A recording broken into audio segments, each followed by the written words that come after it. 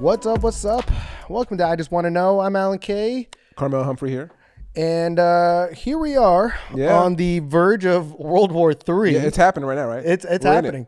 We're in it. God knows. I mean, by the time you guys see this episode, we might already be dead. We might be dead. You must be alive. Right. If you're watching this. Your internet's up. Right. So to kind of retract what's been going on as of late.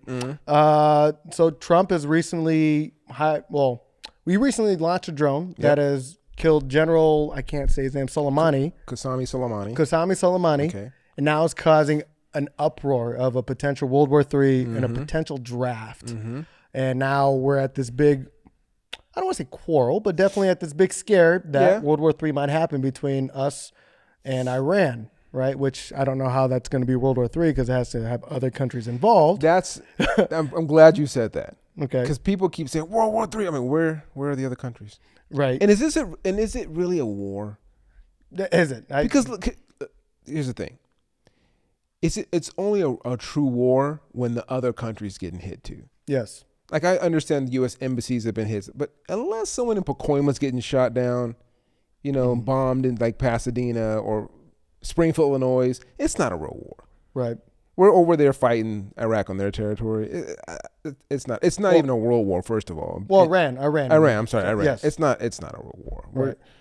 We're picking a fight. Right. And so this is the biggest thing with me, right? And this is my biggest problem with what's going on is that people act like this whole situation with Iran just came out of nowhere. I mean, I could definitely tell you that, back when I was in the Navy, I want to say that the last deployment I did was in 2014, 2015. I did 2 more before that, where our main operating region was in the Middle East. And one of the biggest routes that we took to get to the 5th Fleet region, you can look it up as to where that exact is, but I'm going to tell you it's in the Middle East. We would, every single time we go through the Straits of Hormuz is what it was called. Okay. We got a threat from Iran every single time. If you come through here, we're going to bomb you. We're going to come through here, come bomb you. And then what do we do as Americans? We say, F you, we're going to do it anyways, right? Wow. I mean, it got to a point where these threats were on a daily basis and we had to, in the Navy, it's called battle stations. So the ship would get ready for the event of war. Our reactors were set up to a point where we can literally leave at the turn of a dime. And then on top of that, the entire ship, fire retardant, everything in the event the casualties were supposed to happen on the ship. Wow. And this was because of the threats that Iran were making to the point where even we got to a point where Iran had a spy plane fly directly over our ship. And that's how close we got to on a regular basis. So the fact that like it's being brought up right now that we never had a problem with Iran is one of the biggest things that's mind-boggling to me in its entirety. And on top of that, I feel like it's a lot of people. I get it. Trump has not been the most popular president since he's taken office. But this isn't a brand new just Trump deciding out of nowhere. No. Let's just decide to bomb somebody that's in Iran. I think people go to Facebook for their news and they see memes and they see pictures and they literally think Trump's sitting in his office playing video games. Like, hey, I think I want to do this. And that just happens. Like, they don't understand that there's been discussion upon discussion. There's committees upon committees, councils. And no, this isn't the first interaction we've had in Iran. This has been going on through the Obama administration. Even prior to that, there's always been issues going on with the Middle East. And like, that's always been a thing. So I don't know why people think all of a sudden this is new. Right. Like there's always some kind of conflict or scuffle going on between us and some Middle Eastern country. So the fact that we actually did something now is not, it may be new to you because you're not paying attention. Right. But no, it's not new, and it's not unique to this administration. Right. And the thing is that I think people fail to realize there's a lead up into this, right? Now, it's ever since we pulled from the Iran nuclear deal, right? Which I'm not gonna lie, looking at that, I don't know why we withdrew that, but we did, and that's what we're going on from there on out, right? Ever since then, we've been putting embargoes and I guess on their trade, and now first I believe they ended up bombing a couple of our tankers or taking over a couple of our tankers in the Straits of Hormuz, and then progressively started attacking like an embassy, and then finally what this came down to is they had intel that Soleimani was planning an attack on Americans. I don't know if it's on American soil or if it's our bases that are out in Iraq or out in the Middle East. But pretty much it was accumulation like, hey, we feel like Americans are going to be threatened in some way, shape, or form, and we need to actually take action. So with that being said, Carmel, why do you think people are so scared? I think a lot of it is, what we see on TV, what we see on Facebook, what we see on Instagram. It's like the propaganda that we see today may not be like directly being shot to us from some agenda, some party, whatever, but it does create the same kind of like mentality where people get up in arms about something and start freaking out. First of all, calling it World War III alone, like I'm saying, it's stupid. And then like just thinking, oh, the Russians are doing this, and then Israelis are doing that, and then now it's Iranians are doing this. It's like, what's really happening? People don't know what's going on. They just see what's on TV. They just see on the news. They draw their own conclusions to things that are being said. But like, what's really happening, folks? Nothing. Like, you're going to Starbucks tomorrow and getting your latte. You're not in war. So it's like, don't take this. First of all, don't. And people who actually know people who are in Iran, who are in those areas, who are actually living this, they're in war. They're at war. Right. So another thing, I don't know what we're scared about. Like, when's the last time American soldiers have been touched by some type of terrorist attack or anything? Was 9/11. Yeah, and even that, and I'll leave that one alone. No, but like, what I'm saying, like, even Pearl Harbor, that's right. I mean, that was what, in the 40s, 50s, 1940s. Okay, so almost 70 something years. Right. So we have nothing to be afraid of. We're not. And I hate when people say this. I hate when people say, like, our freedoms are at risk here. They're not. They're not. Like, I honestly don't believe that we're over in Iran protecting ourselves. Like, you were on a tanker that was in the middle. Well, carrier, not a tanker, a carrier that could have been attacked. Right. So your freedom directly, your safety was at risk. Well, in a sense, right? I mean, and this is where we're getting at too, right? I feel like all the intel that's going on with what's actually going on, like you're saying, people don't know. But and we, even when we were out there, we knew that we were putting a resistance towards terrorists and putting warheads on foreheads, as we say, towards terrorists, right? And just to let everybody know, we've been dropping bombs in the Middle East for quite some time, and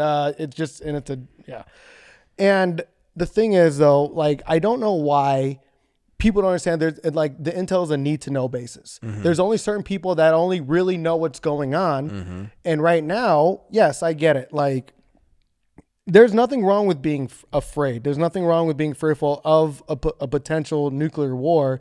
But with that being said, understand, like, there's never been more of a time where we can actually educate ourselves as to the provisions of that. We did just get out of this nuclear deal that we just mentioned earlier, right? And so, like, the amount of time that Iran actually has to actually create nuclear weapons from there on out is very limited. Yeah. And I mean, and if everybody doesn't know this, we have such a lock on the nuclear weapons across the world that it's like, and the reason why, right? The reason why is because we want to maintain that big brother role so that we have that provision over everybody else and to regulate on a regular basis. And this is how many, and this is going to be crazy, but this is how many nuclear weapons that we have, right? So there's three major nuclear powers in the world 24/7, right? The first one being whoever the president of the United States is. Number two is whoever is in charge of China. And now every single battle group that's out in the Navy, they have a ballistic missile submarine. We call it SSBNs, right? And then whoever the commanding officer of that respective ballistic missile submarine is the third highest power in the world when it comes to nuclear weapons. And those guys are all there in the event that we were to have some type of a nuclear war that's going to break out. But everybody knows, right, that as long as those nuclear weapons are in our own hands, that we control everything and we regulate, and I don't want to say punk everybody from doing what they want. We do. But we do. We do. Right. That's why I laugh when people look at it like it's a real fight. Like, we're not threatened by Iran. Like, we have the most sophisticated, you just said, I mean, we're number one in terms of power, nuclear, whether it's defense or offense. So what's Iran really going to do to us? Now, in terms of them just being a loose cannon and just wreaking havoc and doing crazy stuff, okay, cool. That's not cool, but that's a possibility. But like, and so that's people get riled up about stuff because I think it's something to get riled up about. Right, and that's the thing, right? So then I've seen the arguments in both ways, right? So people were like, well, Soleimani was just doing, because he was revered in his country for being this big, huge military hero. Right. And so, like, yeah, I get it. Like, people embrace him because he did a lot for the country. But those same people that used to, revel in his greatness, so to speak, also would say death to America, death to this. A lot of the things that we're trying to tolerate now with regards to like gays and like other type of oppressions that we're trying to get, a women oppression, those type of things don't exist in Iran. So I do wonder why we automatically go to their defense. And I'm all about compassion. I'm all about empathy. And I'm all about like trying to create a better loving war for everybody else so that we can all get along. But I don't get why, as soon as we have intel that says, hey, he has a plan to bomb us in the future. And that's the thing. So when he was bombed, he was in Baghdad, right? Which is not in Iran.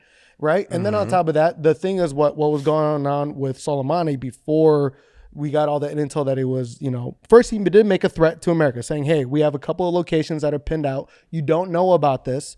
And so don't tempt us. Right. So don't threaten us because this, and this. Right. And then on top of that, what Soleimani was accused of, or what was going on, is called proxy. So proxies are pretty much your giving weapons, and you're also training the military and the surrounding countries around you in exchange for political position. So he was kind of gathering all these people. So you're making that threat. You're having all these other countries that are now all of a sudden subsiding with you because, like we said earlier, Iran itself cannot take America. So now we're getting all these neighboring countries that are doing that. Also, in lieu of that, we have Israel's, which is one of our biggest allies. And all of a sudden they're feeling a threat. And now it's just like, all right, now this intel is building up. And now we're like, hey, in order for us to save people in the future, to avoid 9/11s, to avoid Pearl Harbors, we took this countermeasure, this counter defense measure that is there for a reason. And so do you think killing the man was the best way to do that? I think that if our intel proves, and if they have enough intel that says that he was going to take out innocent American soldiers or innocent American anything, or even our allies' people, then absolutely. So I get, but it's like they don't think there's a person that's being groomed to step up and replace him. Oh, they are. So why incite that?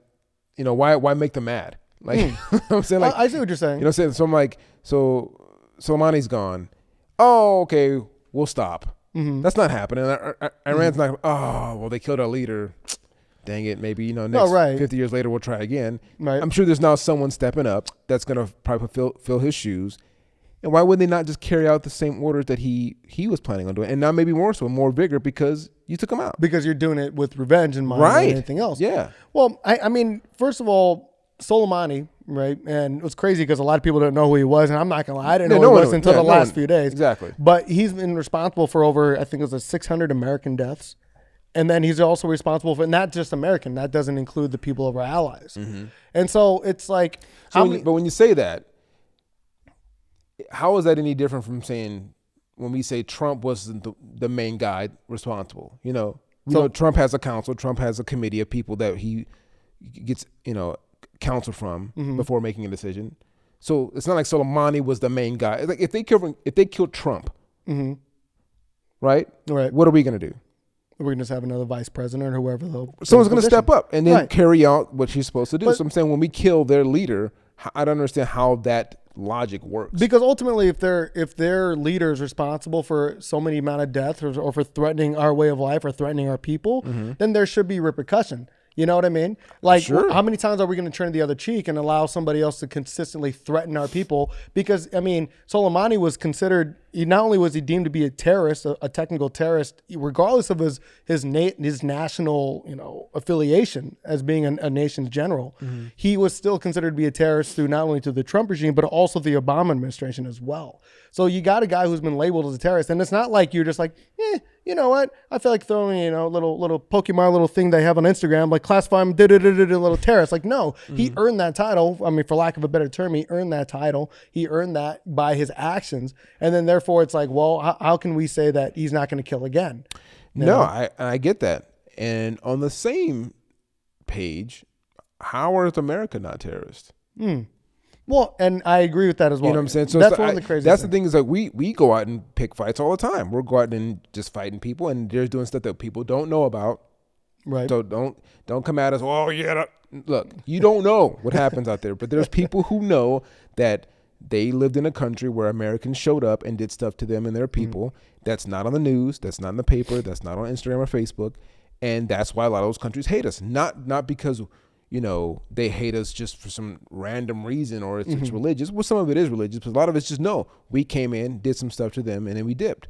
So we're as much fault as anyone. And again, we are the biggest threat to anybody. It's like when we walk around and people think, oh man, we got this country coming out. No one's coming at us. No, Right. Now a lot of this stuff also, there are some deals going on that we don't know about. There's some economical, repercussions. There's some financial things. There's a whole bunch of other stuff that people don't know, whether it's oil, whether it's land, whatever. But at the end of the day, I don't see how killing the guy eases any tension. Because if this was a smaller scale gang war, Right. and then some Crip killed the blood leader, Right. the Bloods aren't stopping. Well, They're going to ramp up. Okay, all right. So then when we took out Osama bin Laden back in, I forgot when 2010, 2011, 2011, right? So just because Taliban is still going to be around, do you not take out Osama bin Laden when you get the opportunity? If we're just calling it like what it is and we're fighting people, okay, then be prepared to fight. But like there's still been acts of terror in Europe and parts of Africa. Right. It's still happening. So I'm saying like if we really want it to end, that's my thing. If this is really about ending terror, like why are we causing terror? No, I get what you're saying. Like, but I feel like unfortunately that is the black and white of war, right? Is that like we do try to come to treaties, we do try to come to agreements on a peaceful state, and sometimes people just do not agree. And if there's been anything that we've learned from people in the Middle East, especially with the constant Middle Eastern bombings that are going on, like, just because of religious differences, at the end of the day, some people just do not get along. Some people don't believe in compassion. Some people don't believe in peaceful resolve. Yeah. And the only way, unfortunately, is before they kill us, we have to kill them. And I don't like saying it like that, but there's a reason why militaries exist. There's a reason why that, we constantly go and fight people on their own soil. And because of that, Yeah. So let's put it this way. So we have U.S. embassies in various Middle Eastern countries. And so let's say there's an Iranian consulate here, right? If we just blew that up right now, that would be ridiculous. There's like a Middle Eastern, I can't really call it, on the Wilshire Boulevard. If we just went and just blew it up today. Right.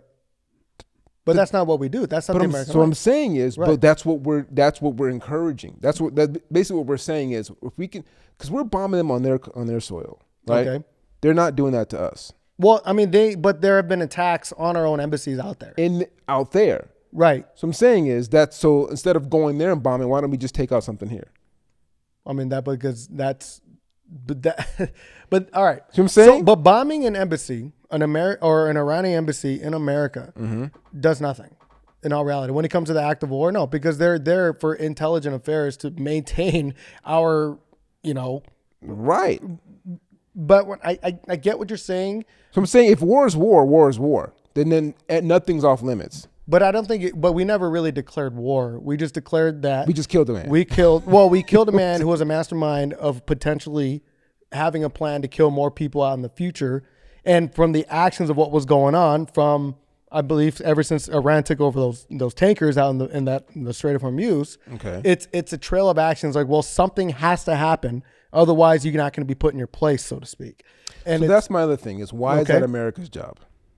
Because I feel like I hate to be like Spider-Man, but with great power comes great responsibility, right? Okay. And because we're talking about the nuclear weapons and because of our advanced military and because of how much we have with our allies and everything else, I feel like we are responsible because we're the only ones that can actually put people in their place and keep order. And now, mind you, that might just be our own narrative, that might be our own story, but until proven otherwise, I want to know why, right? Because I mean, every country has their own propaganda. Every country has, just as much as we're saying, hey, Iran is a threat right now, people in Iran are like, are America a threat? And we're both right?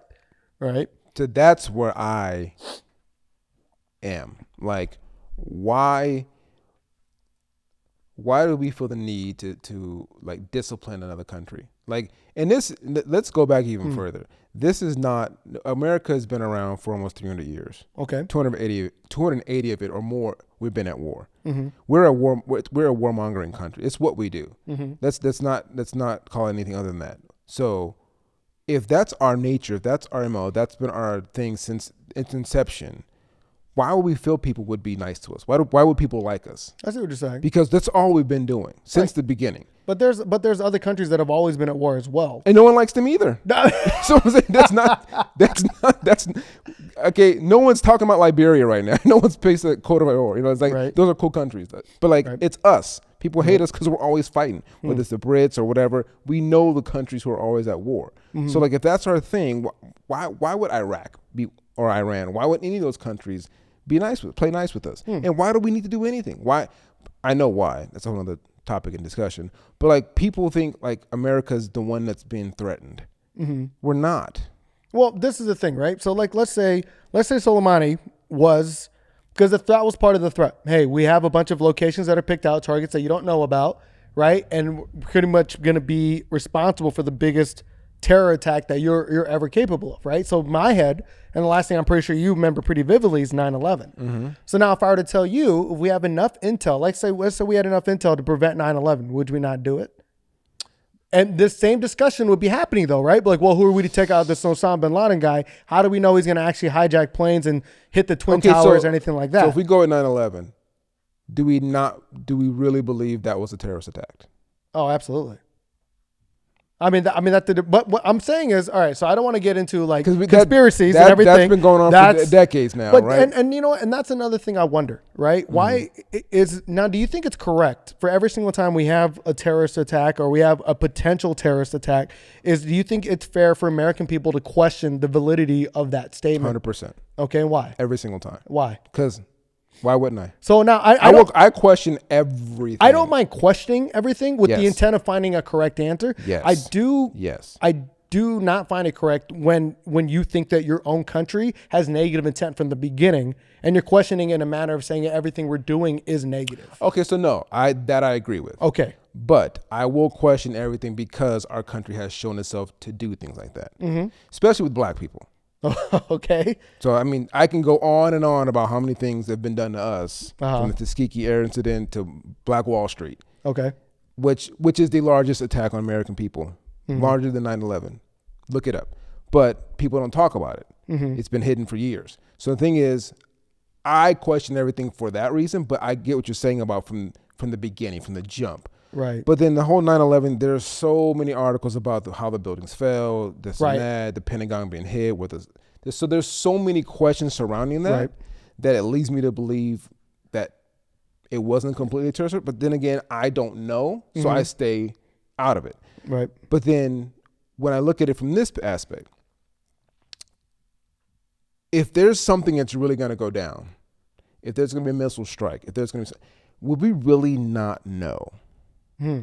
We have the most advanced system, defense or offense, right? So if someone shoots a missile at us, we're really not going to see it. So if someone has targets that we don't know about, okay, shoot it. Right, but that was the thing too. But do your worst. Like, are we not going to see this? So that's what I'm saying though, right? And again, there's also reports that saying that like before all this happened, we were shooting down missiles that were headed towards us, but we do keep it silent, right? To maintain calm, maintain everything because of what's going on right now, all this fear, right? Now, I feel like these are one of those things that we might have to look back on and we realize maybe and capture it 40, 50 years later from now. For example, right? Before Pearl Harbor happened, nobody wanted to go to World War II. Nobody wanted to go, right? So then there's, just like 9/11, there's that conspiracy that we kind of knew, you know, that Pearl Harbor was going to happen. But the only way to get us into war and to get us from eventually preventing Germany to take over the world is that we had to get involved. And the only way to get involved is to get the heart of American people. I mean, when Pearl Harbor happened, our carriers were not in the docks, which is a completely different story. That's why that conspiracy comes from. But there is not one person in this world from an American side that doesn't look back and go like, we need to get into World War II. Whatever. Now at the time before Pearl Harbor, like I said, there was a lot of people anti-war this, anti-war that. World War I just happened, so we're just like still trying to recover as economy. And then when right before World War II happened, nobody wanted to go in. But then now, like I said, years later in history, like that was the last World War. There's a lot of heroes, this, and this, and I feel like 9/11 is still being interpreted for that. The war on terrorism is going on. And I think these are one of those things that we're going to have to look back on as well. So I don't use the word conspiracy theorist. I say critical thinker. And I look at things from a basic logical standpoint. And what you just mentioned about how no one an American would look back on that time and say, yeah, we did not need to get into that war. But that is the point. Like if I hate to say that something was planned to look a certain way to incite people to do something, but that's not new. Right. That's been happening for ages. I mean, first of all, we know that war is big money. It's been big money since the beginning. There's so many conspiracy theories about who's funded wars since the Middle Ages and the Rothschilds and the Medici family and all that. So we can go on and on about that stuff. But the fact of the matter is, war is big money. So like, if we're just being completely blind to that, that's where I have a problem with. We should question everything. We should be able to. Now, I also agree with you, is we shouldn't look at it from a standpoint of like, so cynical that we're blind to the obvious things that, not everyone has our best interest in mind. But there's a lot of people out there who are on our own soil who are supposed to be, what's the word, servants of the people, and they're not. They're serving other agendas. They're serving other divisive and also manipulative things that would benefit them and other people that don't really help the people. And one of the biggest things I've always said about politics is if you look at any piece of legislation, can you name one that ever was passed and made into law or policy that solely affected the people with no corporate backing, no other kind of kickbacks, just help the people? Probably not. Can you name one that only had corporate kickbacks? I can name several. Like there's tons of those that's solely for taxes or the 1%ers or whatever. There's a lot of those. So how can I have a bunch of like agendas and legislation, all this that help the corporate, and capitalists of our country, but not the people? Right. And that's another thing that we see in war. Like there's nothing about this war that's going to help me. I get nothing from this war if we win. Okay. Right. So why are we at war? Or why are we trying? Now, you mentioned, Soleimani had some, what do you call it? He had some potential plans to, take out some positions and places that he didn't tell us. But how do I really know that? I only know the intel that we've given through the news and through CNN and through C-SPAN and all that stuff that I see. But do I really know what's going on? Yeah, but I think that's a point that we all need to accept, though, that we're not going to know everything. We're not allowed to know everything. And why should we feel entitled to know everything? Oh, I should know everthing. But I mean, this is my country, right? But do we? But should you? I mean, all right. So I remember back during the Gulf War, that there was a newscaster that was with one of the divisions or whatever with the Army things out there, and it goes, "Hey, we're right here," and shows exactly map to map where the hell they are because the people had to know where we were, right? And that's a huge like. That's a huge national defense problem. Like now you put all these people at risk. Okay, well that's different. But yeah, we shouldn't be. And so now we're tactically stationed. Yeah. But I'm also saying this, and I'm also saying that there are certain times though, like people said that I play part of the government, and that's fine. I do. I don't think the government has any type of ill intent. I do think that if they said that there's enough intel to say that we're going to go attack them, that it came from like we said earlier, it came from a board of advisees. Ultimately, Trump made the final decision, but based on being influenced by his board. And I don't think that we're just out there to promote whatever single agendas are out there. Like there's a real reason why we're there, but I can also accept that, and everything that I've known from the military, and that like sometimes we're just there. We don't even know why. And sometimes it's better that we don't know why. And like I said earlier, like we were talking about earlier, like why should we kill this other person? Like at the end of the day, I don't think anybody wants to kill people, but also at the end of the day, there are going to be people that just going to want to kill us because of our beliefs and it's contrary to theirs. And that's the unfortunate part about those type of things. Sure. And that's, so like that in and of itself is not, we're not immune to that here. Agreed. There's groups here that want to kill people that are Americans. Right. The KKK is still a very thriving group here. I don't want to say thriving. They are thriving. No, they are thriving. Thriving. Yes. Okay. Yes. Down south, they are still doing dirty. Well, so why do they exist at all? Why are we going after like Hezbollah and ISIS and all? Well, but we have a group here. Well, I know. Unfortunately, like when it comes to freedom of speech, freedom of belief, I mean, that's still it encompasses everything, and it's indiscriminate. What's funny, the irony of being a discrimination group is that law or that idea of being free in idea and belief is indiscriminate to everybody, and it's in general. So with that being said, if the KKK can express their mentality, their philosophies, their ideologies freely, which a lot of them are exactly the same as many of the Middle Eastern countries we're attacking, how is that not hypocritical? I agree. But I mean, on the because these are Americans who act exactly the same as those guys. Right. Don't like gays, don't like other colored people, right. don't like other religions, and kill them. Right. Well, I mean, at this rate though, at the way, because that is a huge, I don't want to say an agenda, but it is a very very focal point on what people go against these days, prejudices in general, because that's what we point out left and right. I mean, to the point where almost racism is I don't want to say deglorified, but it's almost not as sensitive as it should be, right? Because people claim racism way too much. But when racism really does happen in America, it still is at a forefront. It's on the front page of every single newspaper, and it is very much scrutinized on a regular basis. I mean, look at when we took down all those Confederate, statues in the South, and it's still a very much of a topic where people hate racism still. Sure, it's a very something. Yeah. So to go track back in the war. So now there's another rumor now that the draft is going to happen. Everybody's so scared of the draft. Yeah. It's funny because it's all from social media and it's not from, because I told my dad was in Vietnam, right? He fought in Vietnam. Okay. And so he was saying the draft, like, what the fuck do we need a draft for, right?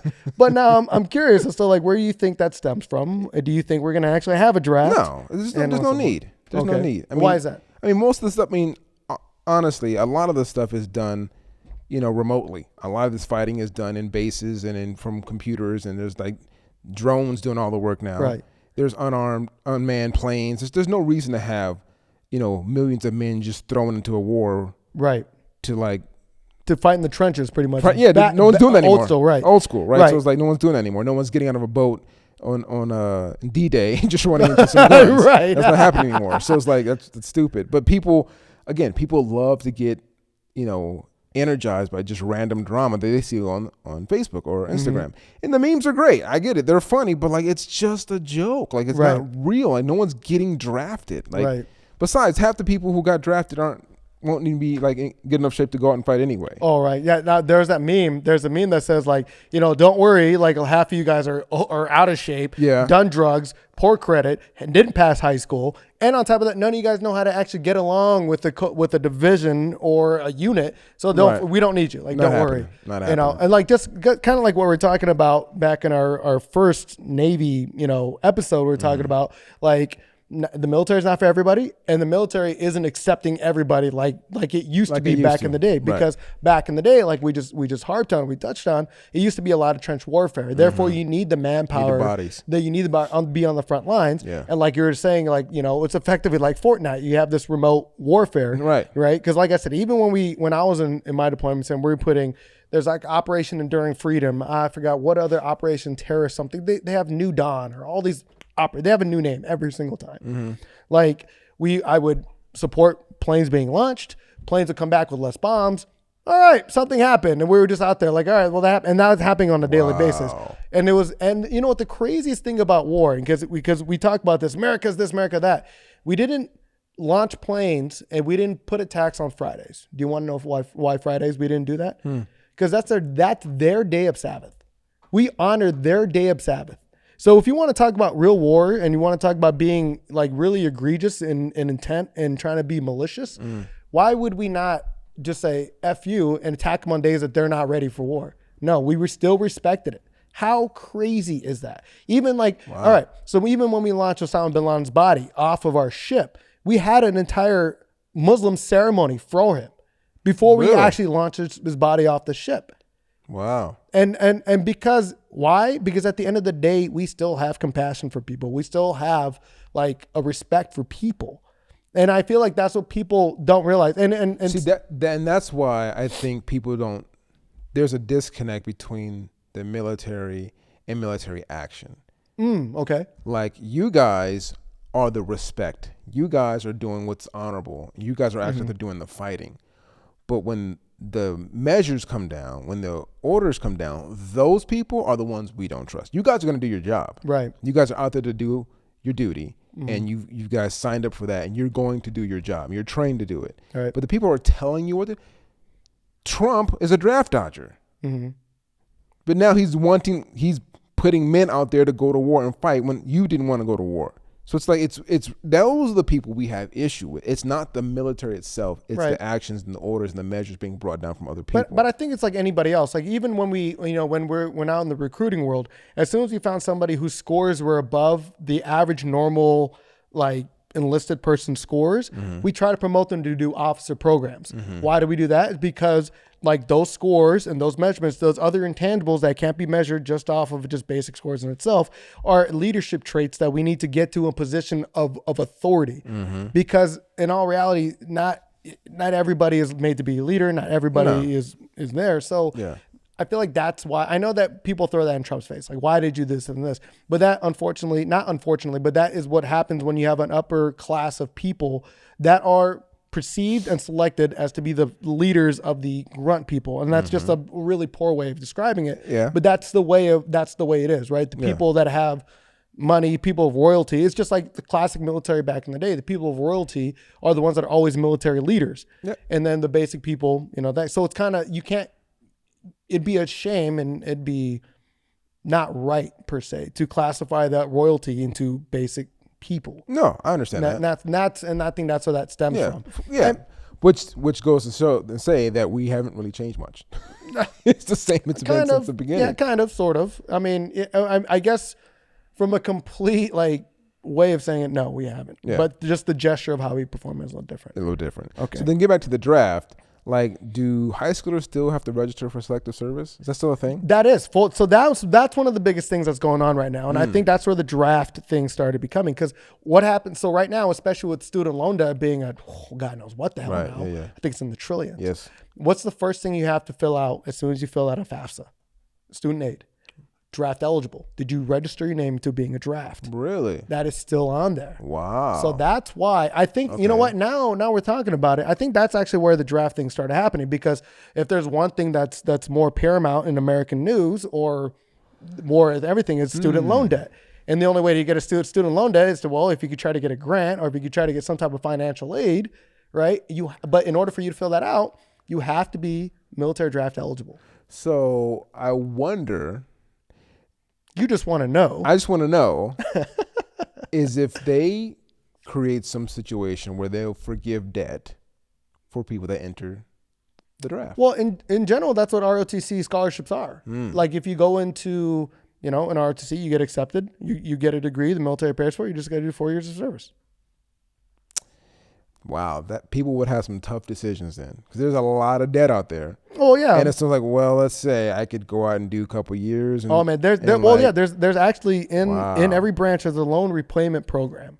So that says that if you were to join the military, they'll pay up to a certain amount of student loan debt. And I think depending on what field, right? Like, if you want to be like a nuke officer, they'll pay out the whole damn thing. Not only will they pay the whole damn thing, they'll give you a giant bonus afterwards. That also goes for SEALs and things like that. Wow. Now, if you want to be a basic, I don't want to say basic, but if you want to be just a regular surface warfare officer, which there's a dime a dozen of those, then they might pay off some of it, but not all of it.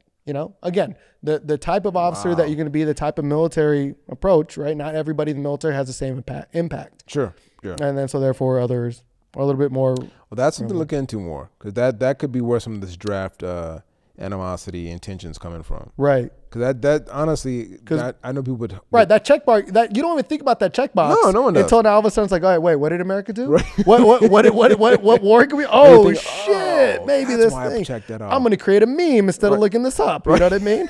Like Exactly. that's the dumb thing, right? Oh my God! I just got into a whole combo about someone with fake news and memes. It's just rampant. And now is a perfect time for it to be even more rampant. And so, the thing is, though, so my only problem with memes and those type of social media type things is people don't know how to keep their own agendas out of it. Because now I feel although like we're all together and we're still getting along and everybody's good, there's never been more time where people are more sensitive about political views and more are you pro-Trump or anti-Trump, this and this. There's never been a point in time where I feel like we've been at such a forefront of dividing ourselves. And I feel like that's the biggest problem right now, is that instead of finding out what's right or start finding out who's right, start finding like if you're pro-Trump and anti-Trump, let's find a way to actually, or you didn't vote for Trump? Well, I did. Let's actually get together and find a better way to approach this. Yeah, that's why I don't like politics, because in its nature, it's divisive. It's very divisive. So it's red, blue, it's Republican, Democrat. Right now it's pro-Trump, anti-Trump. That's the whole point of politics, is to separate people. I don't see it bringing people together. And like you said, this more time than I can ever remember, are we divided? We're and there's people that I have, as a Facebook friend that I'm unfriending now. Because I'm like, I don't like unfriending people, because I think people can have different opinions. So why are you unfriending them? Because I didn't know they were like that. And that's not a person I want to associate So now, with. is it because they're like, oh, you don't believe in what I do, fuck you? Or is it kind of like because like, I don't care if they have a different opinion. I don't care if they're just completely contrast from me. Right. But if it's offensive, yes, that's different. Right. Like, now I'm seeing that's who you really are. Right. Because before that, we were just all laughing at memes. We're all just looking at dumb jokes and just having a good time. But now you post something, I'm like, if you're posting that, you're doing it with intent to say, I'm for this. And I'm like, oh. Right. And it's just like, that's different. It's like, why can't I just believe something? Like, why can't I like vote? Like, and this is, I'm not saying I'm pro-Trump or anti-Trump, but why can't I vote for Trump and then still be Allen? Yeah, and that's the thing is, like, we have gone so far away from being tolerant, which is the funniest thing ever, because that's the reason why our country was founded, off of the fact that we are different from the mainland. We can celebrate our differences and still come together.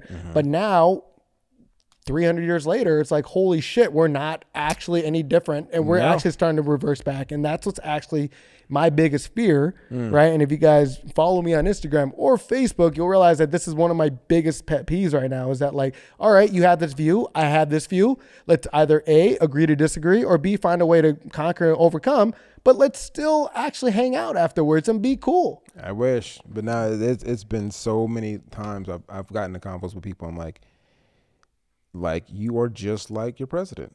And even saying that term, wow, you're president. I'm like, there's never been a time where I've said that before. I've heard that as much as we have now. But like, now it's a thing because people are being very offensive. Like, you don't have to be Trump. You can support 60 to 70% of his ideas and be okay with his, maybe you like his personality, cool. But like, you're literally becoming a caricature of him. You're not even being yourself now. Right. Like, you think you have to be like a mini Trump to support him. Like, you don't. Like, if you're okay with his politics, fine. Like, but like, right. But then this is the biggest thing. This is one of the biggest things I do hate. Right, or people that are, well, Trump, all he does is promote hate. All he does is promote hate speech. But literally, like, if you hear a Trump speech, let's say Trump puts out this tweet that says, even if it says word for word, fuck Mexicans, right, something like that, right, and I don't mean that. My kids are half Mexican. I love Mexican people. I'm living in LA, right? But let's say he does something like that, and you go and punch a Mexican, right? That's not Trump's fault. That's your fault. It's like that, and that's the thing. It's like, so to say that Trump promotes hate and you actually act on that said hate that you're saying that he's promoting, it's effectively saying like kids are violent because of video games. Like, you're just not taking ownership of everything else, right? Yeah. And I do agree there, as Trump as a public figure, he does say a lot of questionable fucking shit. Very much. But yes, what you handle and where you respond from there on out is fully on you, right? And then from everybody else from there on out, it's fully on them. And I just wish that we would take a little bit more ownership in not only our emotional responses, but also how we decide to react or not. And to say that one person's words, right, regardless if they're the president of the United States or not, is influencing hate, I don't think that's an actual thing, in my opinion. No, because I don't see people like, I think also a lot of that's why I've unfriended or not, continue to follow people, because when Trump says something, I feel like it gives them license to act that way. Then they've always wanted to act that way. That's always been there. Right. Now you just found a reason to do it because the president. Right. And your excuse. Right. Your excuse. Right. But like, I I tell people I didn't vote for Obama just because he was black. Right. You know, I don't want to vote for anyone just because the color is right. Like, I want their politics to be right. I want their agenda, their legislation, the things they want to do. And don't make me promises you can't keep, you know. But then people have just heard Trump say some funny stuff. Right. And that's enough. I mean, he has said some shit. Like, he has. Even other shit would agree that he says some shit. You know right. what I mean? Yeah. Like, that's yeah. like some fucking shit, right? Yeah. Man, But we then, can talk about this. Yeah. But then, so I don't know whether or not we have a war on our hands or not. But and then some people say because, you know, the impeachment process was on its way. Right. He started this whole war. I don't know. I mean, that impeachment process is another thing. Like, one could say, like, hey, the people voted against it, or the people have spoken, said this and this. One would also say, well, it's a Democrat versus Republican thing. And if you look at the votes, all the Democrats voted for him to get impeached. All the Republicans didn't. Yeah. Now it's about to go in Senate, which is 70% like Republican. Yeah. And it's like, you know, what are we getting to at this point? You know what I mean? And it's good drama. And it's I good guess TV. so. I guess so. It's good TV. Well, you know, I'm not going to lie. Well, this concludes this episode. Hopefully we can have another episode and we'll still be alive after this. Right. Hopefully World War III hasn't Fingers started. crossed. And who knows? But enjoy you guys' weekend. We'll be back. Peace. I promise.